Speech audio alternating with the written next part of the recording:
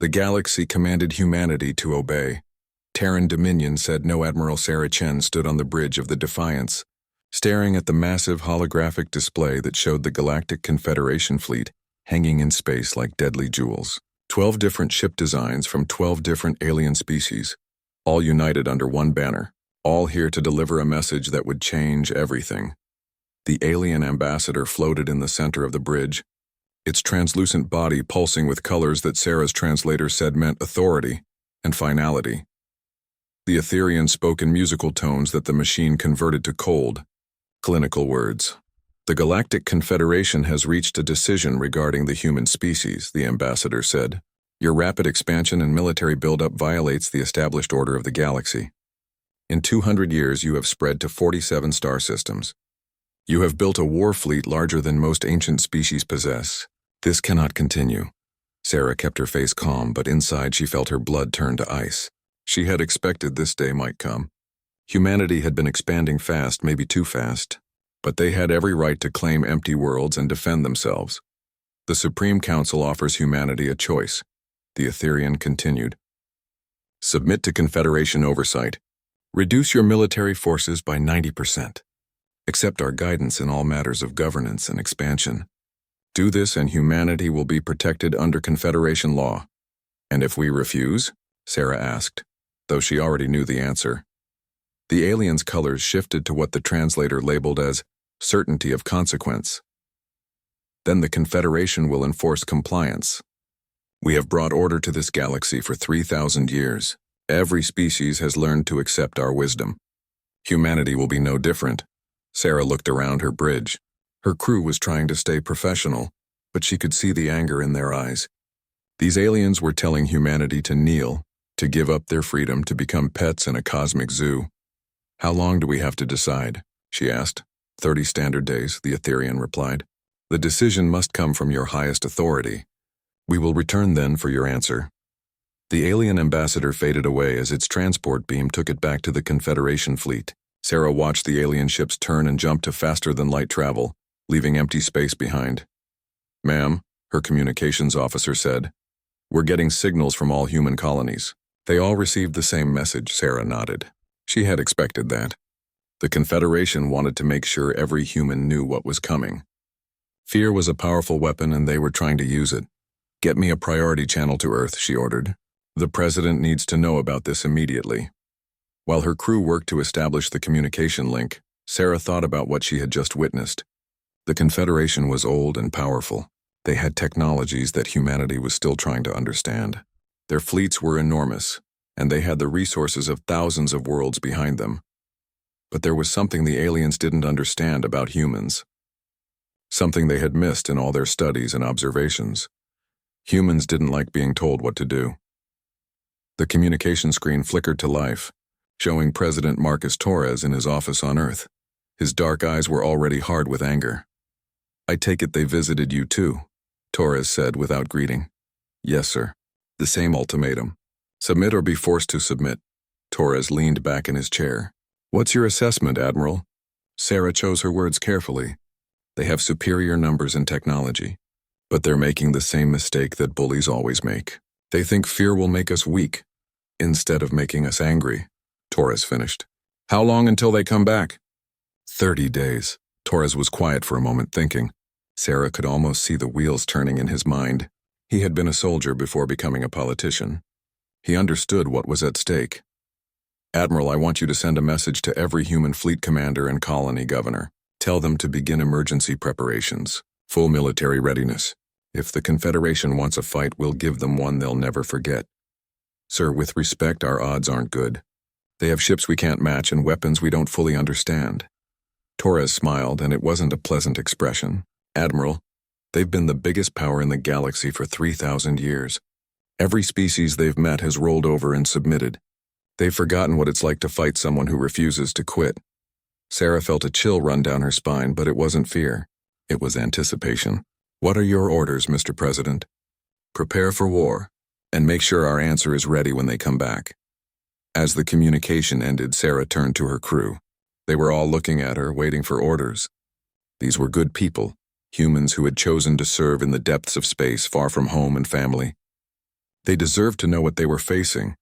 "You all heard the conversation," she said. "The Confederation expects us to surrender our freedom. They think we'll give up our colonies and our ships because they're bigger and older than us." She paused, looking each crew member in the eye. "They're about to learn something about humanity that every tyrant in history has learned the hard way. We don't surrender. We don't kneel. And we sure as hell don't let anyone else decide our fate." The bridge erupted in determined voices. Not cheers or shouts, but quiet, deadly promises. These people understood what was coming and they were ready for it. Sarah turned back to the main display where stars shone in the darkness. Somewhere out there, the Confederation was planning humanity's subjugation. They had fleets and weapons and the confidence that came from 3 millennia of unchallenged power. But they had never fought humans before. In the days that followed, Sarah watched as the human response began to take shape. Ships that had been on peaceful missions were recalled to defensive positions. Colony militias began training exercises. Factories that had been building civilian equipment started producing weapons and armor. The Confederation had given humanity 30 days to decide its fate. They thought it would be enough time for fear to do its work, for humans to realize how hopeless their situation was and choose submission over destruction. Instead, they had given humanity 30 days to prepare for war, and humans had always been very good at war. Sarah stood on her bridge, watching supply ships ferry equipment and personnel between the fleet vessels. In a few weeks, the aliens would return expecting to find a beaten, frightened species ready to accept their rule. They were going to be very disappointed. The countdown had begun. 29 days until the Confederation returned for humanity's answer.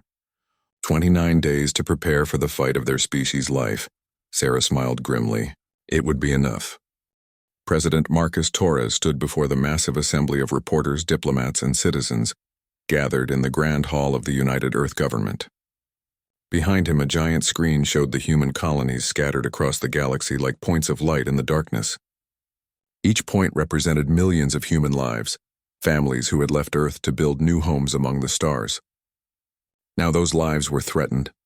Torres looked out at the crowd, seeing fear and anger in equal measure. The Confederation's ultimatum had been broadcast across all human worlds.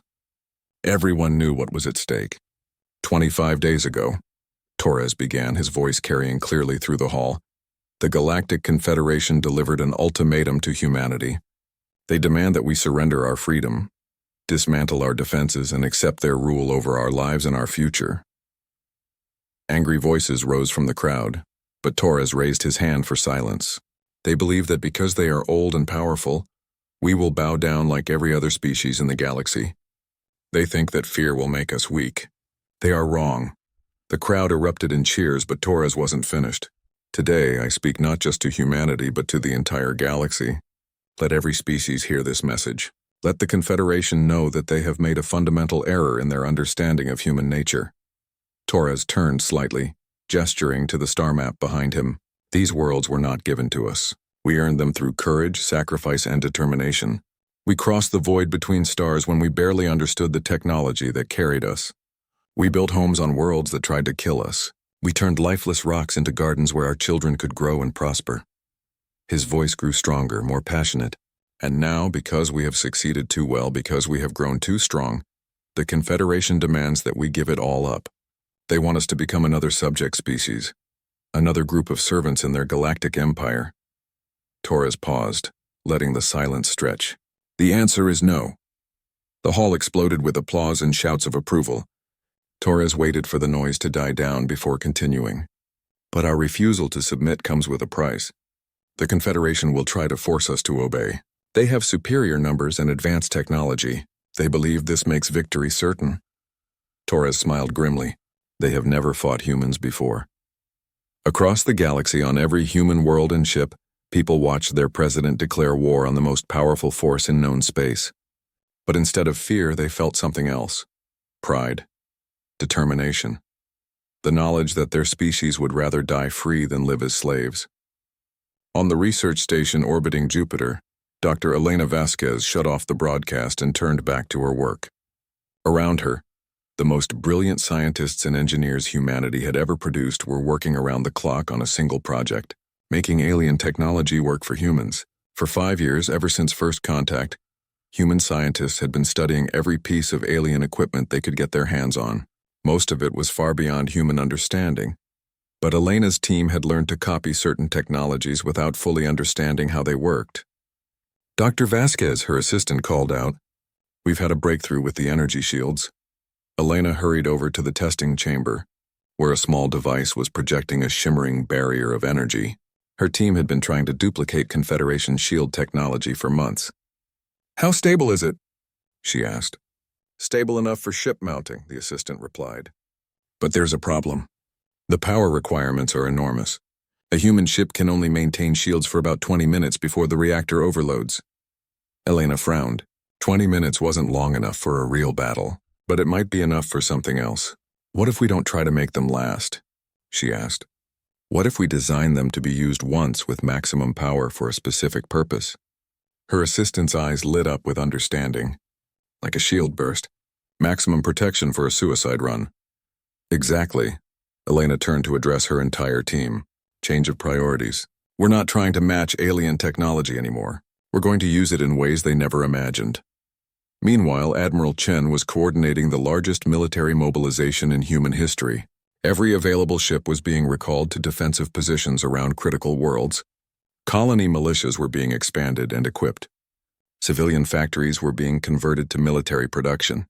But Chen knew that conventional tactics wouldn't be enough. The Confederation had too many ships, too many advantages. Humanity needed to fight smart, not just hard. "Admiral," her tactical officer reported, "we've completed the analysis of Confederation fleet movements. They're positioning forces around all our major colonies, but they're leaving the trade routes relatively undefended." Chen studied the display. The alien fleets were powerful, but they were also predictable. They thought like an empire that had never been seriously challenged. "They're planning to overwhelm our defenses with superior force," and she realized. "They're not expecting us to attack them."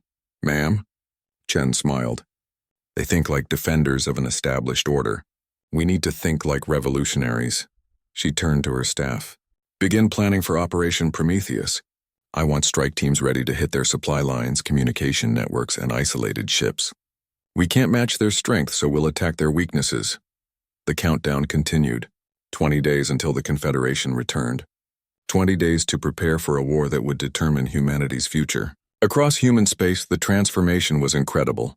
Merchant ships were being fitted with weapons. Asteroid miners were learning to use their equipment as military tools. Children too young to fight were helping in factories and farms, making sure the war effort had everything it needed. On New Terra, the largest human colony, Governor Lisa Park watched civilian volunteers practice evacuation procedures. The Confederation would probably target the major colonies first, trying to break human morale with quick victories. They would find humans ready to fight for every meter of ground. "Governor," her aide said, "we've completed the underground shelter network. If they bomb the cities, our people will survive."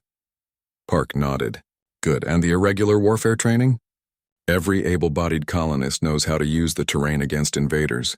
We've hidden weapon caches throughout the wilderness. Even if they take the cities, they'll face constant resistance." Park looked out at the city her people had built with their own hands. Beautiful towers reaching toward the sky. Parks where children played, schools where the next generation learned about their heritage among the stars.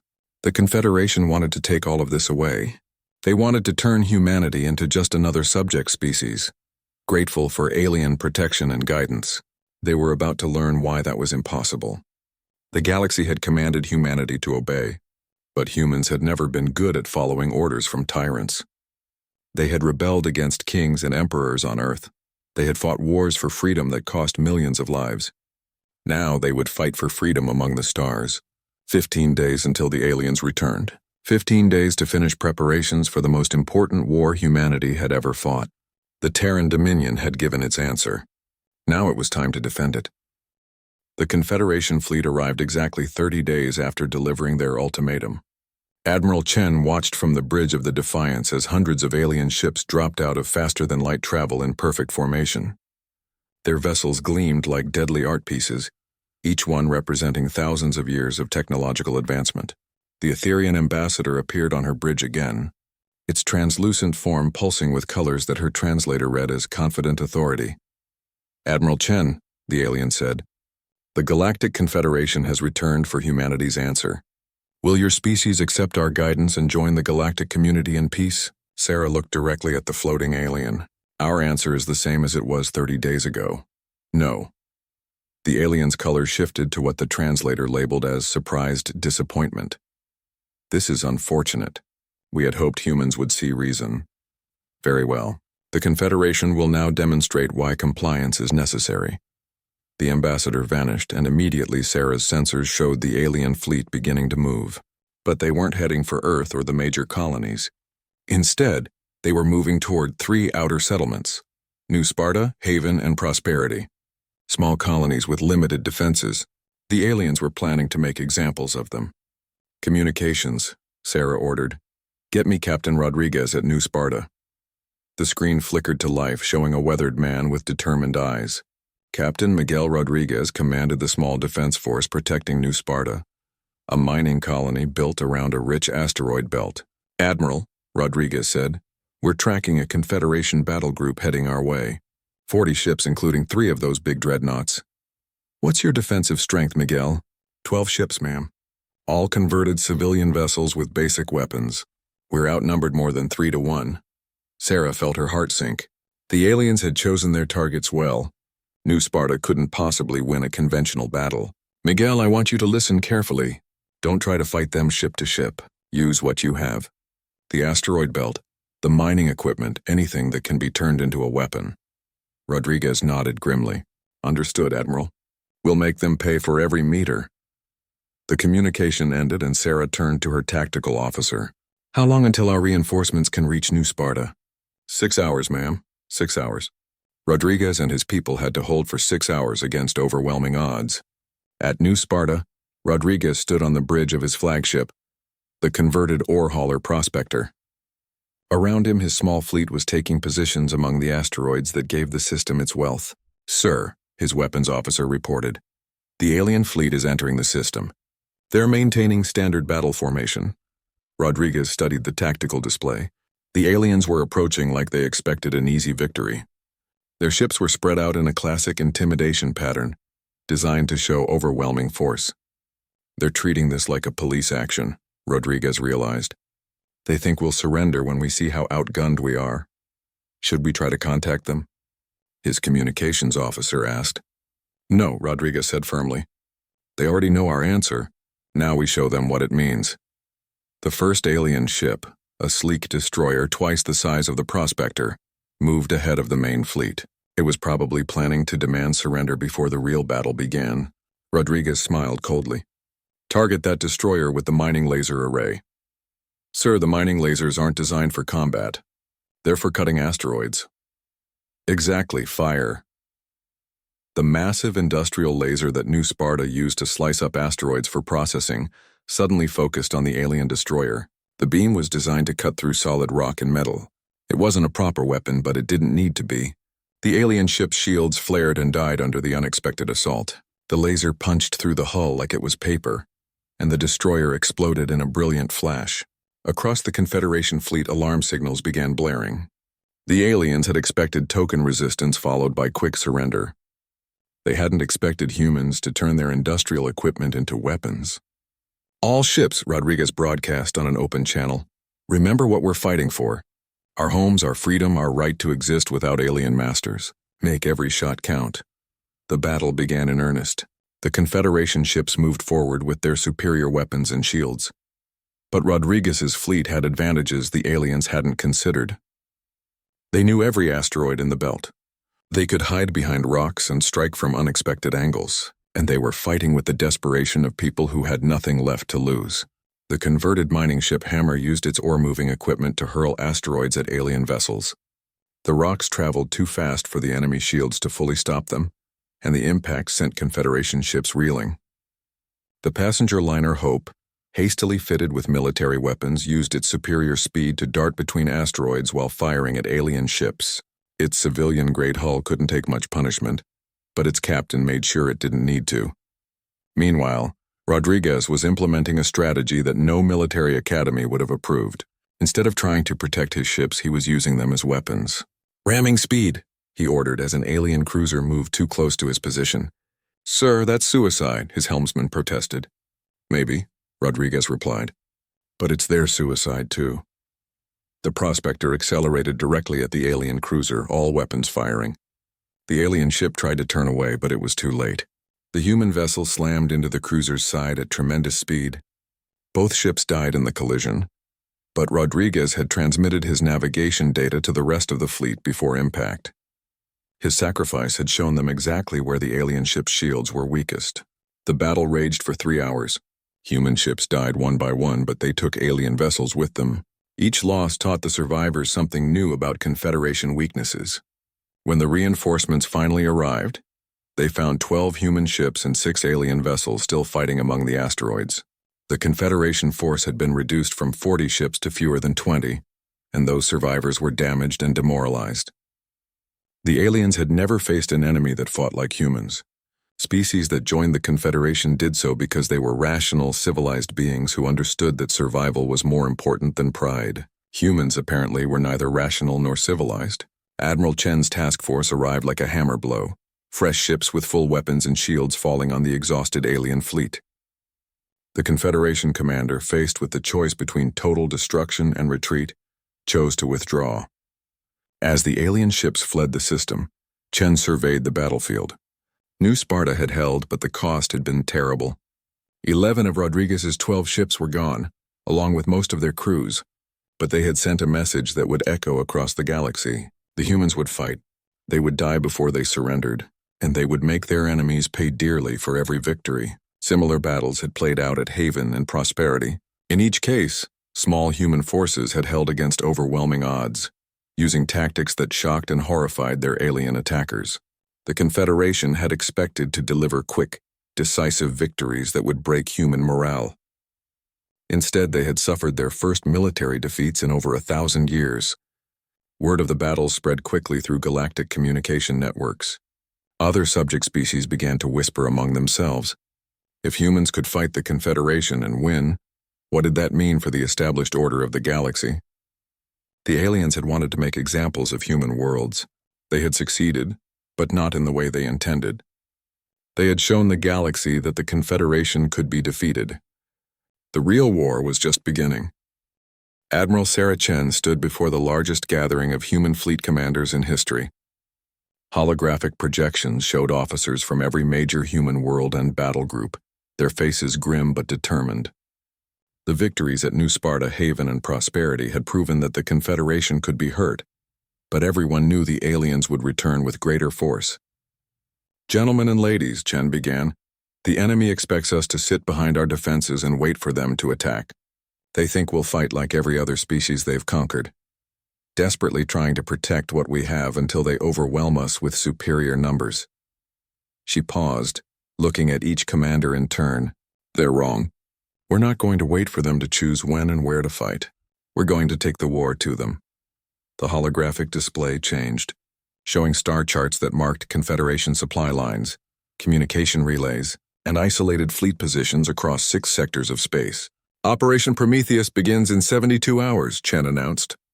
"While the Confederation masses their fleets for another assault on our colonies, we're going to cut their supply lines and destroy their ability to coordinate attacks." Commander Jessica Park of the cruiser Vengeance leaned forward. "Admiral, those targets are deep in Confederation space. We'll be operating without support, completely cut off from reinforcement." "That's correct," Chen replied.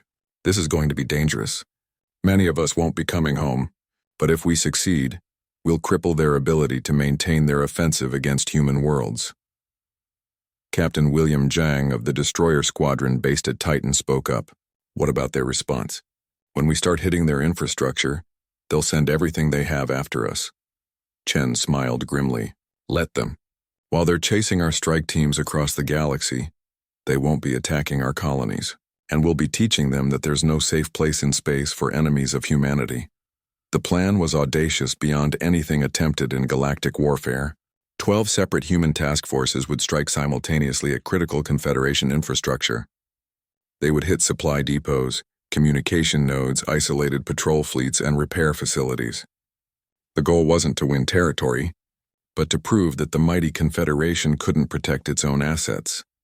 Dr. Elena Vasquez had been working around the clock to give the strike teams every advantage possible. Her latest breakthrough was a weapon that perfectly demonstrated human thinking. "We call them quantum tunneling torpedoes," she explained to Chen via secure communication. "The technology is based on alien principles, but we're using it in a way they never intended." "How do they work?" Chen asked. "Instead of trying to build better shields like the aliens do, we built weapons that ignore shields completely. The torpedoes quantum tunnel through the shield barrier and detonate inside the enemy ship." Chen raised an eyebrow. "That sounds incredibly dangerous." "It is," Elena admitted. "The success rate is only about 60%. Sometimes the torpedo tunnels into empty space. Sometimes it materializes inside our own ship. But when it works, it's devastating." "How many do we have?" 200 spread across all the strike teams. "Admiral, I have to warn you.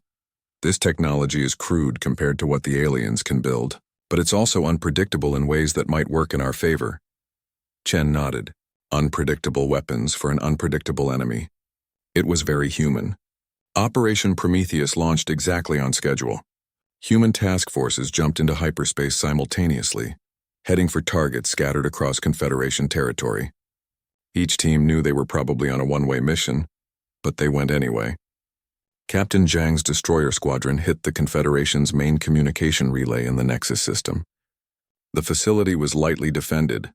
The aliens had never needed to protect their infrastructure from attack before. Zhang's ships came out of hyperspace firing everything they had.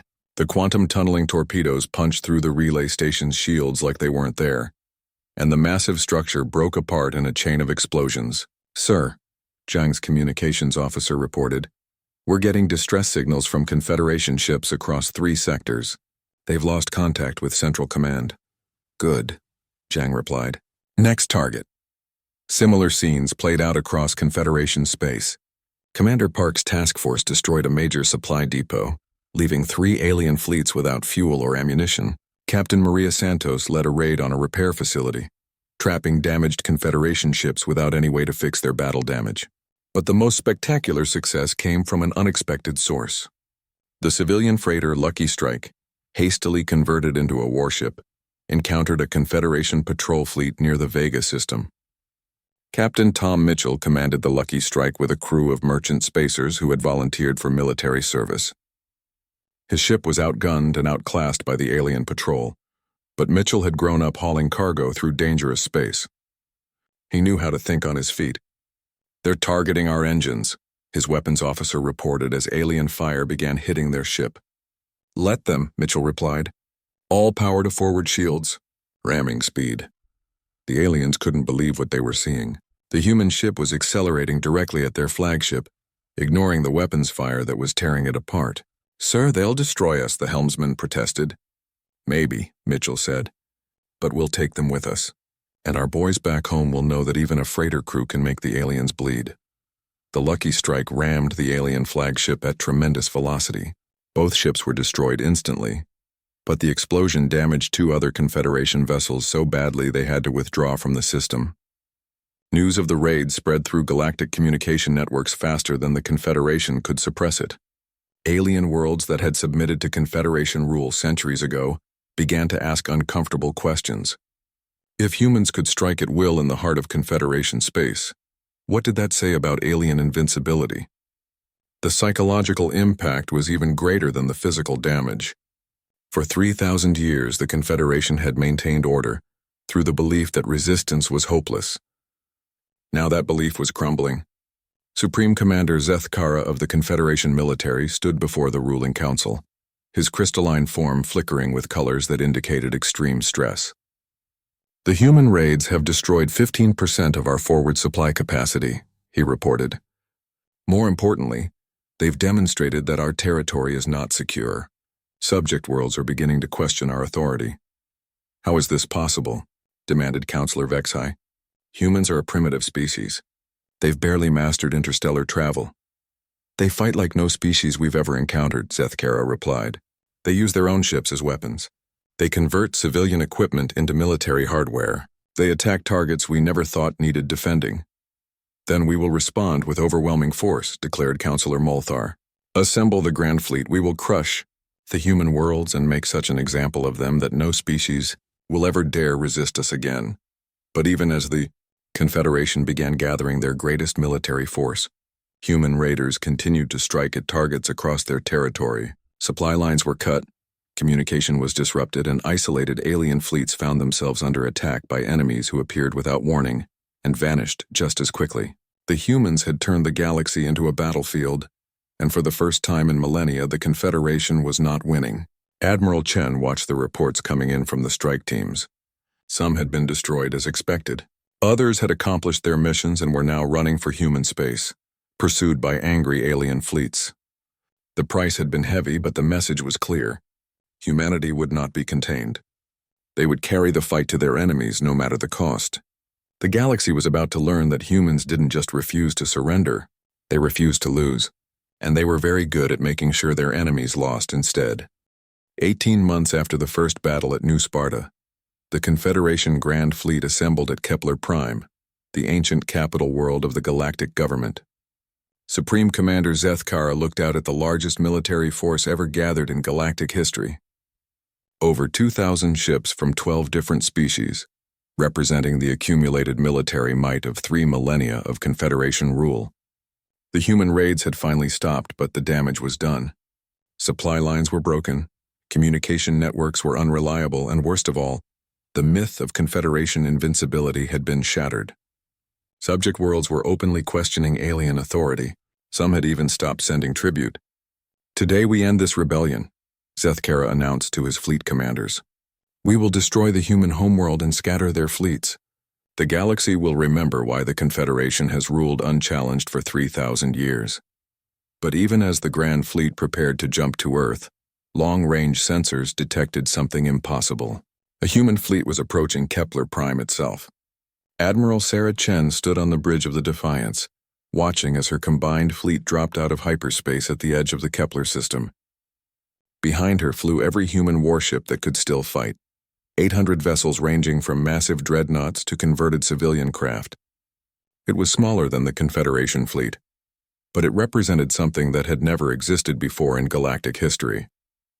A united human military force that had chosen to attack the enemy capital rather than defend their own worlds. "Admiral," her communications officer reported, "we're receiving a transmission from the Confederation fleet." "Put it through."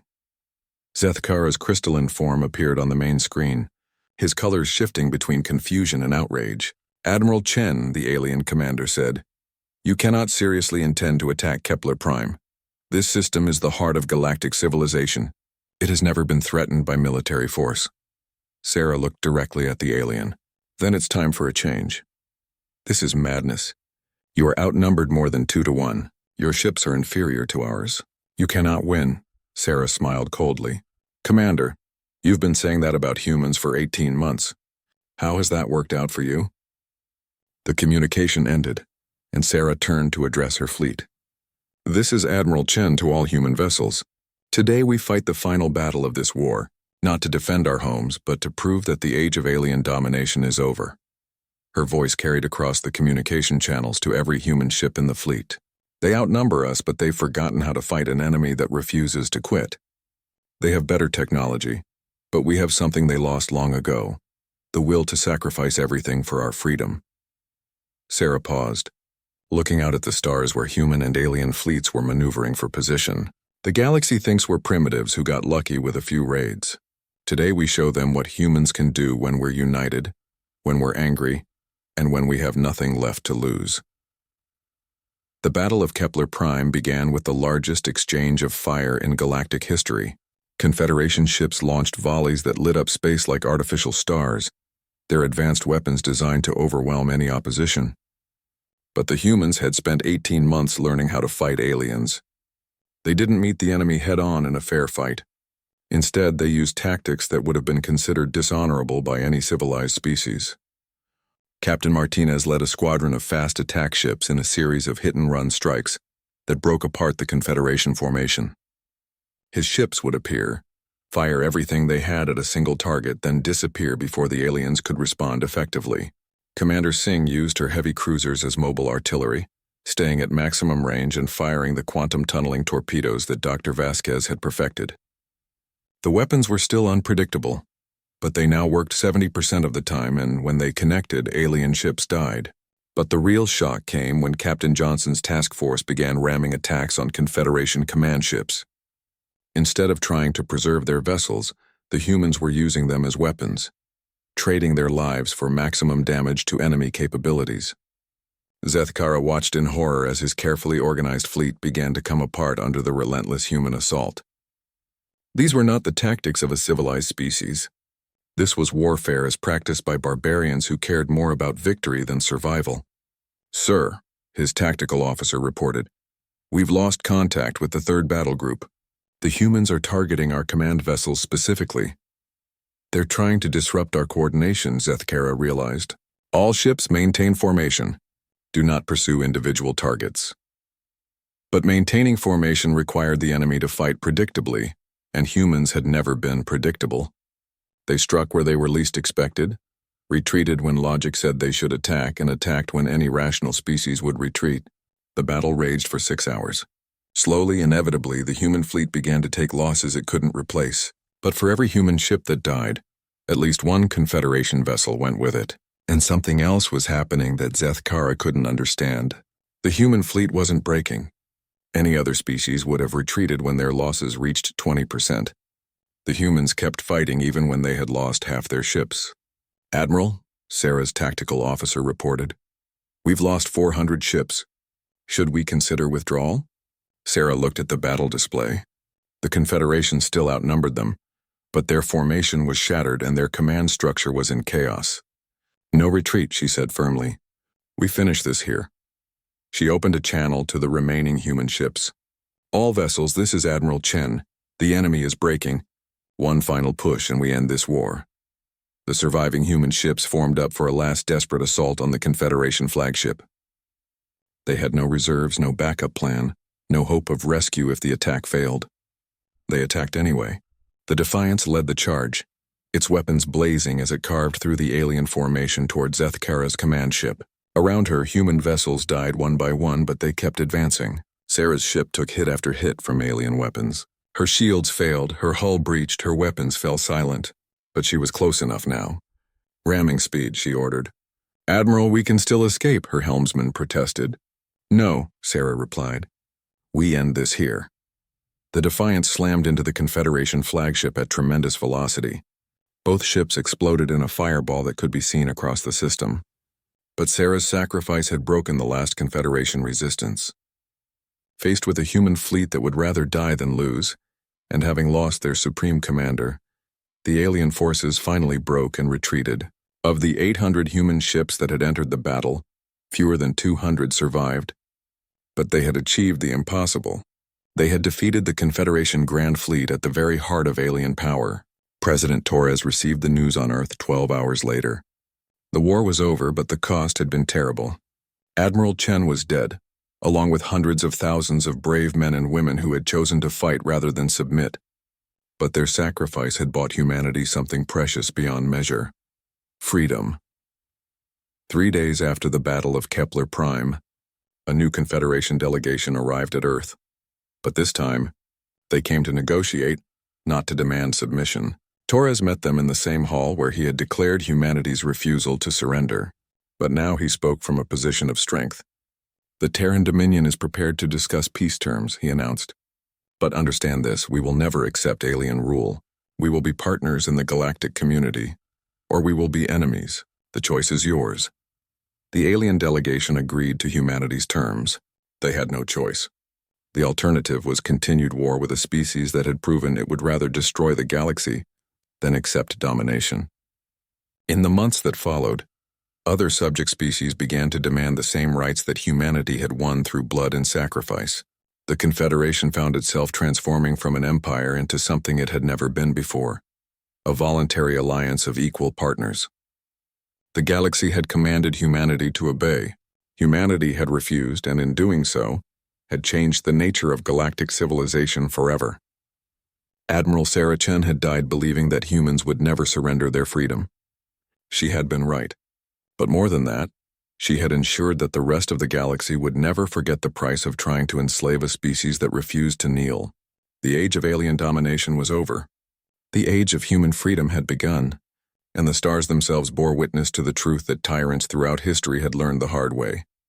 You can kill free people, but you cannot make them slaves.